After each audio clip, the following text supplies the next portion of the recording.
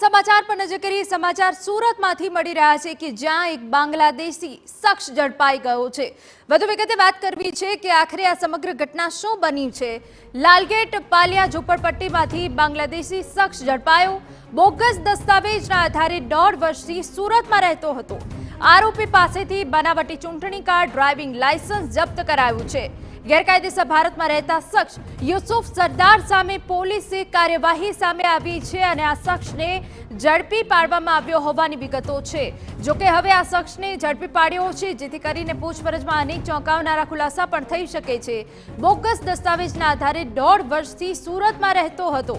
આરોપી પાસેથી બનાવટી ચૂંટણી કાર્ડ, ડ્રાઇવિંગ લાયસન્સ પણ જપ્ત કરવામાં આવ્યા છે।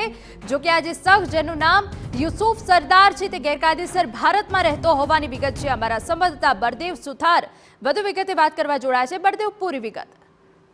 સુરત અને ખાસ કરીને ગુજરાતના અલગ અલગ વિસ્તારોની અંદર મોટા પ્રમાણમાં જે બાંગ્લાદેશી છે તે ગેરકાયદેસર રીતે જે બોર્ડર પાસ કરી અને વસવાટ કરતા હોવાની જે માહિતી તે જે મળતી હોય છે અવારનવાર, ત્યારે સુરત એસઓજી પોલીસને ખાનગી રાહે માહિતી મળી હતી કે લાલગેટ જે પાલિયા ગ્રાઉન્ડની ઝુંપડપટ્ટીની અંદર એક જે આરોપી યુસુફ સરદાર નામનો જે વ્યક્તિ છે છેલ્લા ઘણા વર્ષોથી જે અલગ અલગ જે બાંગ્લાદેશી છે અને જે સુરત ખાતે રહે છે, એટલે ગેરકાયદેસર રીતે બાંગ્લાદેશની અંદરથી સુરતની અંદર પ્રવેશ કર્યો હતો।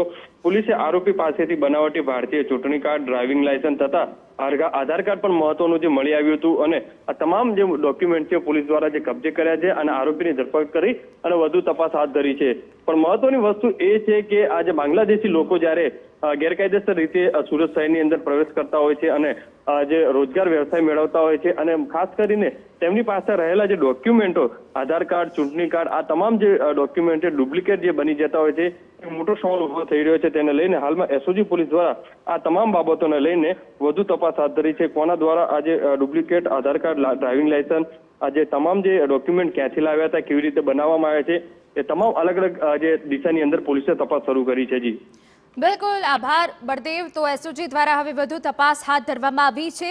બોગસ દસ્તાવેજના આધારે 1.5 વર્ષથી આ શખ્સ સુરતમાં રહેતો હતો।